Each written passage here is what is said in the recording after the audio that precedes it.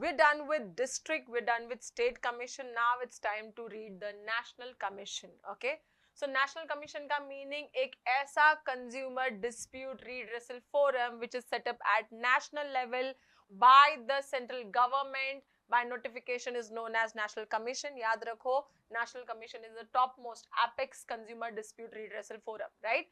Composition, इसका भी composition almost same है स्टेट की तरह, जहां पे प्रेसिडेंट होगा और ये प्रेसिडेंट सुप्रीम कोर्ट का जज हो सकता है या रिटायर्ड है, व्हाटएवर, सिटिंग जज. ओके, अलोंग विद दैट इसको चूज कौन करेगा? सेंट्रल गवर्नमेंट लेकर आएगी इसे, है ना.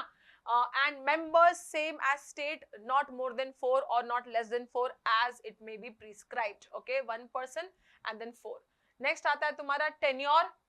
The members will hold यहाँ पे office till the age of 70 years or 5 years whichever is earlier.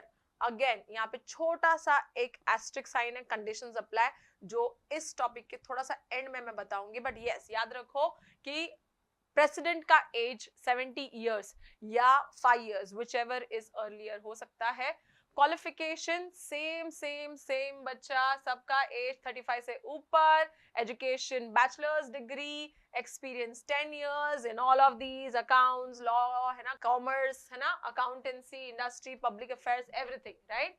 Territorial jurisdiction, now since this is a national commission, इसका टेरिटरी पूरा इंडिया, पूरा नेशन आ जाता है.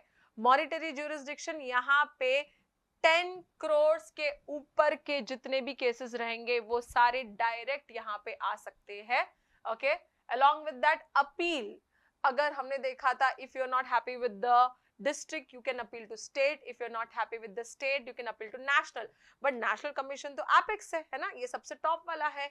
इसके ऊपर कौन जा सकता है? तो इसके ऊपर एक लास्ट है, that is supreme court. if you are an aggrieved party who are not happy with the judgment of your national commission within the 30 days from the order, you can again appeal it to the supreme court. Supreme court के ऊपर कोई नहीं है, आपको इनकी बात माननी ही पड़ेगी. Okay, next is right of central government.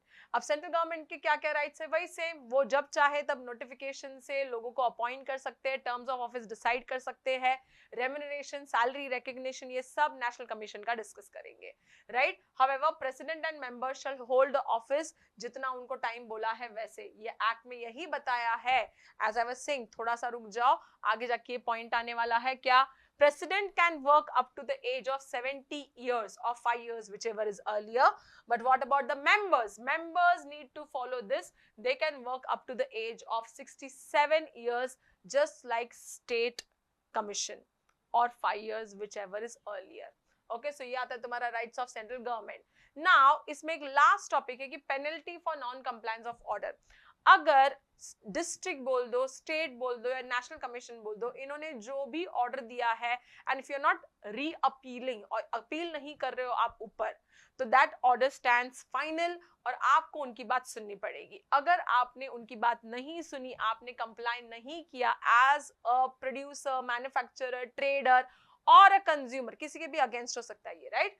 तो आपको पनिशमेंट मिल सकता है विथ इम्प्रिजनमेंट, मतलब जेल हो सकती है, 1 month से लेके 3 years तक का कुछ भी टाइम हो सकता है.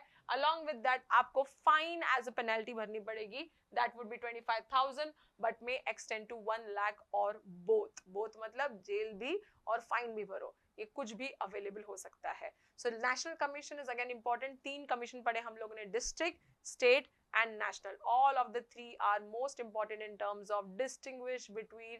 आता ही आता है, 100% आता है, तीनों में से 2 तो पूछेंगे ही पूछेंगे, तो इसको अभी के अभी कंप्लीट कर दो नाइसली. ओके, एंड इसका एक छोटा सा टॉपिक बचा है, वो एक देखना मत भूलना. ओके.